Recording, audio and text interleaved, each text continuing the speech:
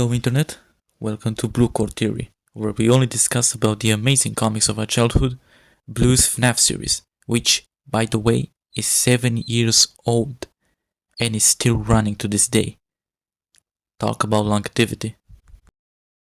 I think it's time we talk about Blue's most famous OC, Blue's second most famous OC, Blue's third most famous OC. Got it. Look at him. Aww. Who could expect such a cute boy like him to be a bloodthirsty killer to the likes of which were never seen? Now, if you do not know about Blue Streak Girls cinematic universe lore, this is Endo.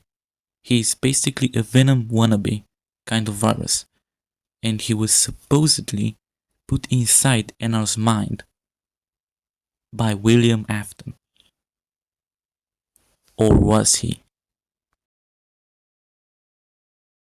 Theorists, today I am here to hammer down justice to a character from the comics who does not deserve the reputation of a good guy that he has.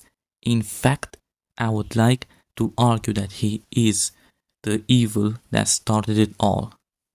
From the creation of Endo to the events that led afterwards. And it's not William Afton like we all thought him to be. No. It's someone working from the shadows. It's someone that we would not even think about.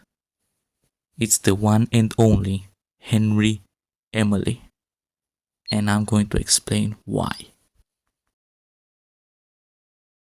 First of all, let's get a couple of things acknowledged.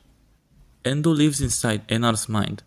He is extremely hostile and violent, as is shown in multiple comics, like killing the sister location kids and attacking Minda in the latest comics. Classic FNAF antagonist. But what else is known? He really wants to have control and wishes to have his own body. Eventually he manipulates Enar into giving up control of his own body to him. Then every other atrocity that he did happens. Okay, but how does this prove William's innocence and Henry's guiltiness? See if you can follow up. First of all, who created Enar? Enar, at least in Blue's comics, was created by William Afton, Henry Emily, and Beth G. I once had a count in Beth. Based on the drawing made by Blue, we can find out what each member did in the process of making Enar. Beth, a psychiatrist, was responsible for training Enar's psychology and mentality, as shown in a couple comics. William is a mechanic. That means he was mostly responsible in physically building and making his body.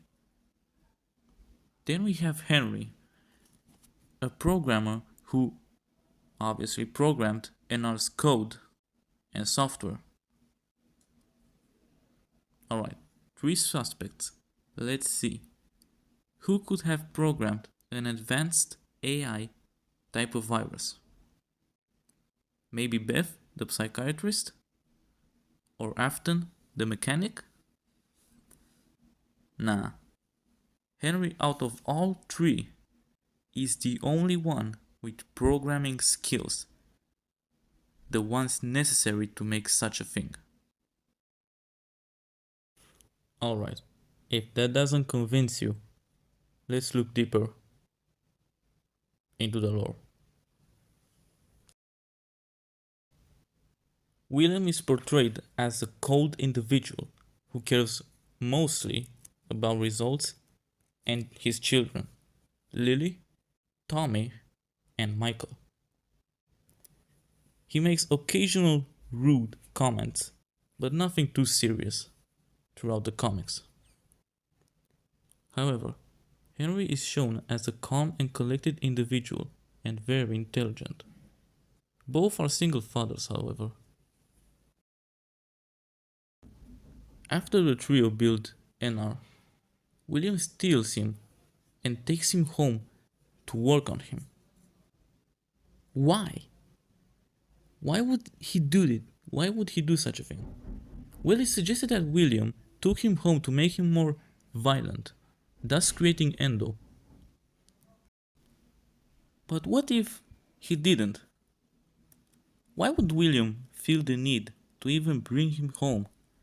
He could have just worked on him back in the lab. But William isn't a programmer. Again, he's a mechanic.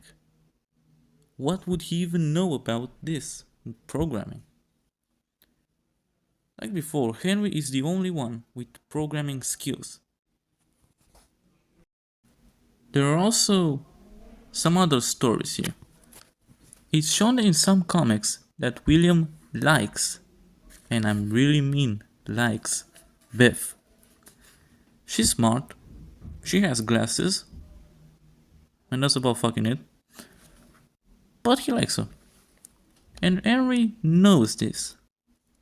When Henry and William went to a bar, Henry insults his own friend because he was drunk, obviously. But why would a friend do such a thing?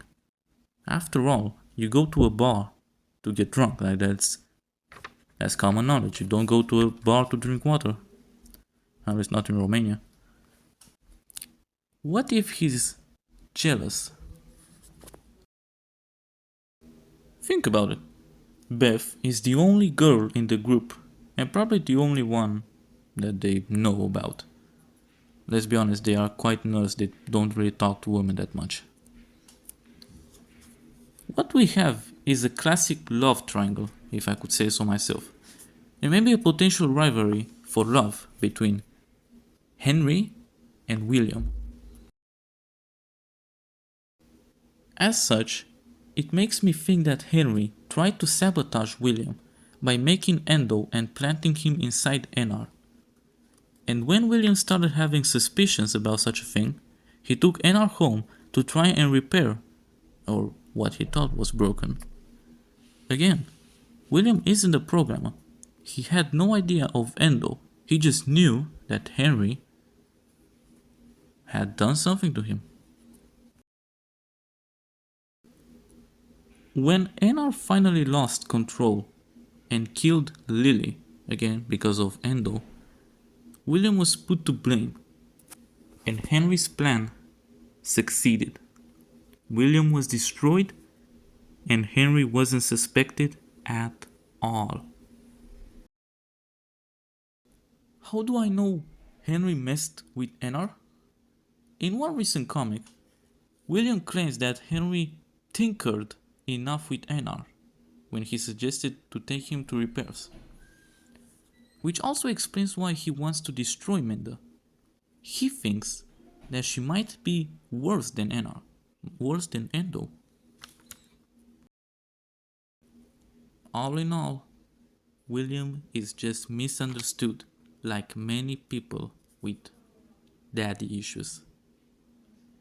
And Henry is actually the evil bastard, the man behind the slaughter.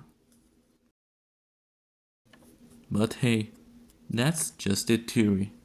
A blue cord theory. Thanks for— Hey, fuckface. The fuck? Look at this. In case nobody picked it up or forgot, William Afton created Endo, the virus, in attempts to make Ennard more aggressive by command to ruin his co-worker, Henry Emily's work, in front of everyone who helped work and build Ennard. He lied to get his way and to not be suspicious around the work environment. He took Ennard home. Of course, doing so most likely got the attention of his children.